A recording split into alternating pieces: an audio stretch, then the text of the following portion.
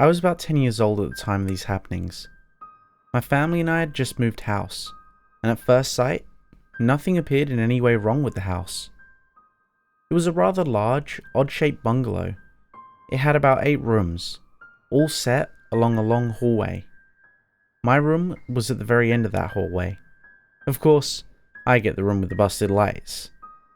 It was a big room, with a large window looking out onto the green, a double bed, an ensuite, and a small TV. One feature of the room seemed a bit odd though. There was a wooden chair sitting in the corner of the room. I wouldn't have found it odd, but it was facing the wall. According to my dad, any cracks, holes, or stuff in the wrong place had been fixed. So why wasn't this? I quickly exiled this thought and began to examine the room more. Closing the curtains caused the room to turn dark red, as that was their colour, though the wallpaper was cream coloured. I was done here and decided to check around outside. The outside of the house had a small concrete enclosure out back, heavy woodland on the sides, and a large green out front. I walked to the end of the green and looked back at the grey bungalow, when something caught my eye. A glow. Not a terribly powerful glow, but enough to be recognisable. I looked in confusion at where it was coming from, and got a bit of a fright when I realised. Yeah, you probably guessed it. My room. I stood there like a stump for about 1 minute, just staring at the ominous glow, wondering, what the hell is that? I grew curious and quickly ran to my window and looked through. When I got close, I froze again. The glow was moving slightly. I was frightened by what I was seeing, and before I could get any closer, it just vanished. I looked around myself in a sharp movement, until my quiet was broken by Mum asking what I'd like from the takeaway. Even that made me jump. I tried to push it to the back of my mind, so I placed my order, and after dinner, I wasted the remainder of the evening away watching TV. I had trouble sleeping that night. As soon as I stepped foot in a dark room, I thought scary thoughts. Normally, I fix this with a refreshing, "It's not real." But this was real. I've seen it. I lay in my room trying to think of reasons why a glow can just appear in a room when the lights aren't working. I found none. I finally fell asleep, but awoke during the night to a strange noise coming from down the hall.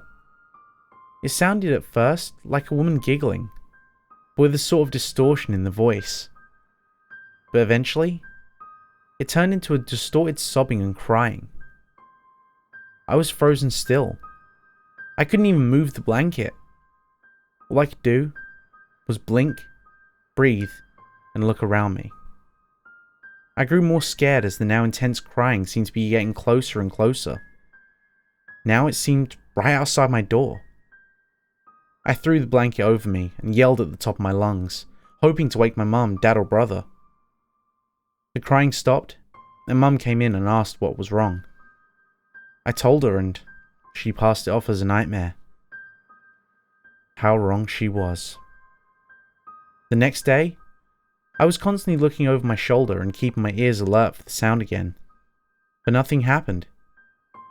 Later on that day, my parents went out to a bar for the night, leaving my brother to take care of me.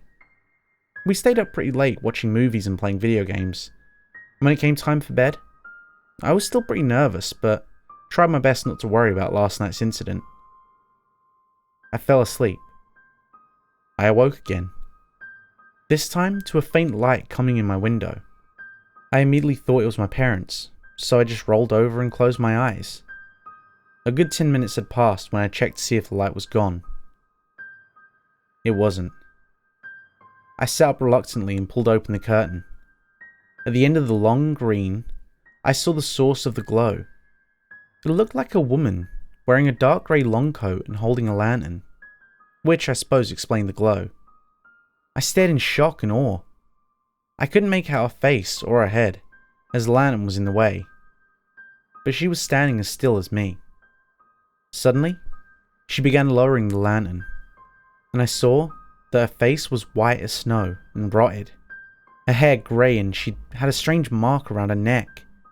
and the scariest of all, her eyes were completely black. It was then that I noticed. She was staring straight at me. I was breathing very heavily now, and the second I saw her looking my way, I jumped back in bed and lay there, awake for the remainder of the night. The following day, I set out to the woods with my brother. We were walking for about 5 minutes when we got separated. I called to him, and he called back. As I made my way towards the origin of his call, I noticed something in the big oak tree straight across from me. And at the time, I only saw a rope in the tree, but now I know it was a noose. I eventually met up with my brother and we headed for home. The sun set and I asked my parents if I could sleep in their room that night. They said yes and took me in. I slept easy by my parents' side, but yet again woke later that night. I heard nothing at all. I was relieved for a moment, but then at the door, I saw it. That glow again. I knew she was there. I tried my hardest to stay put, but at this point, I just wanted to see what it was. It could have been the hall lights after all. I went to the door and peered through the keyhole, even though the entire outside of the door was illuminated by the light. The keyhole was pitch black. I went back to bed, clueless about what just happened. For those of you who, like me at the time, have no idea why the keyhole was dark, we'll refer to the paragraph above this one and try to figure it out. I told my parents all about the stuff I was seeing, and told them I hated it here, and that I was afraid. They talked and decided to move, figuring that I'd never get sleep. I was very glad to hear the news, and packed all my things, as did the rest of my family. We were leaving first thing in the morning for a hotel, at least until we found a place to settle in. So, I had to endure one more night. That night, I tried to just stay awake all night and sleep in the car on the way to our hotel. But tiredness set in, and I faded away. When I woke up, I was facing the wall on my left side of my bed. I saw the wall was being illuminated by a light. I knew then. I should have just stayed facing that wall and closed my eyes. But no, I didn't. I rolled over and there she was, sitting in the chair, facing the wall, laughing. I looked at her, my heart beating rapidly, when everything in my body froze. She turned her head completely 180 degrees, and I watched her rotten mouth go from a big yellow-toothed grin to a sad expression. Tears streamed down her pale, rotten face, and then I noticed that the mark on her neck was the mark of a rope. Her head turned back to the wall, and I managed to muster the courage to scream. Finally, her head turned again, this time with a blank expression. It turned suddenly to her, screaming at me. Her jaw opened much more than a person's should be, and then, as I covered my ears and lay there, my eyes closed in screaming. It stopped.